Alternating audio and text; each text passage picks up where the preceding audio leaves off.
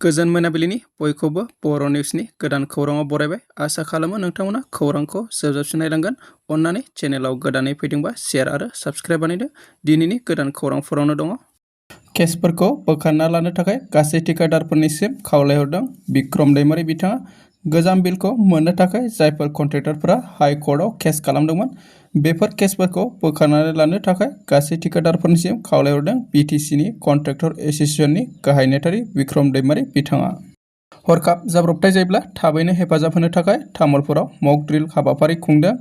तामुलपुर जौसिन गेजेर फरायसालिनि लांगोना मोखाङाव तामुलपुर जिल्ला खुंथाय, जिल्ला खैफोद सामलाय आफादनि सिङाव थानाय गासै जिल्लानि बिबानगिरि आरो फरायसालिनि फरायसाफोरखौ लानानै मोनसे मक ड्रिल हाबाफारि लानाय जादों।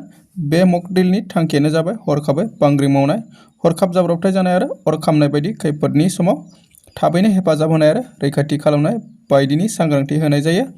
बे हाबाफारिखौ तामुलपुर जिल्लानि आवथायाव थानाय गं 41 फरायसालिफोराव फैगौ 29 अक्ट'बर खालाराव दिन्थिफुंनाय जागोन। बे मक ड्रिल दिन्थिफुंनाय मावफारिया फरायसाफोर आरो सुबुंफोरनि गेजेराव सांग्रांथि लाबोनायाव गोबां मदद होगोन होननानै मिजिंथिनाय जादों।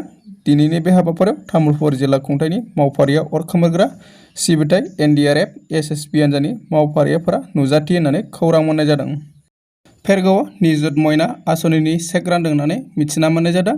आसाम सरकारनि आइजो फरायसाफोरखौ गोजौ फारसे दावखोलांनायाव हेफाजाब आरो मदद खालामनो लानाय बिथांखि निजुत मयना 2.0 आसनिनि चेकखौ दिनै सारा आसामावनो फरायसुलिफोरनो गथायनाय हाबाफारिया फेरगावआवबो लोगोसेनो जायो। दिनै फेरगाव जौसिन फरायसालियाव गोरायुं भबेन चन्द्र डेकानि सामलायनायाव खुंनाय चेक राननाय हाबाफारियाव फेरगावनि एमसिएलए दावबायसा बर' आरो गाहाय आलासि महरै फेरगाव कलेजनि बिबुंगिरि दैमु बसुमतारिया बाहागो लाना सरकारनिफ्राय मोननाय रांखौ गावनि फरायनायाव गोनां जानाय मुवा बेसादफोरखौ लानायाव बाहायनांगोन आरो गोजौ फारसे दावखोलांनायावबो एसेब्लाबो मदद जागोन। गुबुन खोथाफोराव गोसो होआलासिनो फरायनायल' गोसो होनो खावलायो बिथांमोना। क'क्राझार सहराव सिखावनि उदखार, फाथरकाटआव थानाय बिमा काली मन्दिराव सिखाव खावनाय जाथाय जादों। थांनाय मोनायाव क'क्राझार टाउनाव गंनै काली मन्दिराव सिखाव खावनाय जाथाया ओनसोलनाङैनो गोख्रों फिनजाथाय सोमजिखांहोदों। फाथरकाटनि काली मन्दिर आरो बिथानपल्ली काली मन्दिराव सोमजियो बे जाथाया। फाथरकाट काली मन्दिरनि काली मोदायजोनि मुसुखानिफ्राय सिखावफोरा सना आरो रुपानि चेन, गुबुन बेसेन गोसा गहेनाफोरखौ खावनानै लाना थाङो। पुलिसआ जाथाय जानाय जायगायाव नायबिजिर आरो दायनिगिरिफोरखौ हमनो थाखाय नायबिजिरनाय सोलिगासिनो दं होननानै खौरां मोननाय जादों। कलिता हारिया एसटिनि थामोनथा आरो द'थि फारिलाइखौ सोसननो दाबि खालामदों। कलिता हारिनि सुबुंफोरा रबिबाराव नलबारियाव मोनसे हानजा सुरनानै शेड्युल ट्राइब एसटिनि थाथाय आरो संबिजिरनि द'थि फारिलाइनि सिङाव सोसननो थाखाय दाबि खालामदों।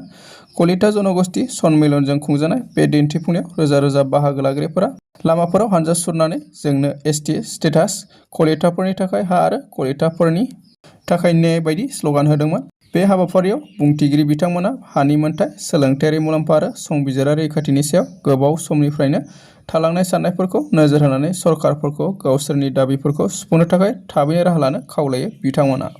चिरां जिल्लानि सिङाव थानाय बेंटल अन्थाइबारि माया क्लाब आरो लाइब्रेरिया गुबुन गुबुन बोसोराव खुंबोबाय थानाय बायदि देग्लायबो 5थि खेब मुंख्लं दि जाब्रां गोसोखां जोलुर ट्रफी बादायलायनाय हाबाफारिखौ मैया 26 खालारनि गेजेरजों बारदै सिख्ला एफसि आरो एलबिएफसि हान्जानि गेलेनायजों बेखेवजेनबाय।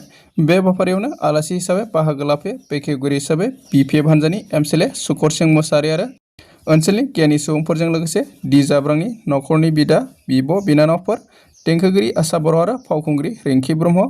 बारदै सिख्ला एफसि 3 गल आरो एलबिएफसिआ 5 गलाव देरहानो हायो होननानै खौरां मोननाय जादों। दासिमनि खौराङा एसेनोसै। अन्नानै खौरांखौ मोजां मोनदोंबा लाइक, कमेन्ट, शेयार आरो साबस्क्राइब बानायदो।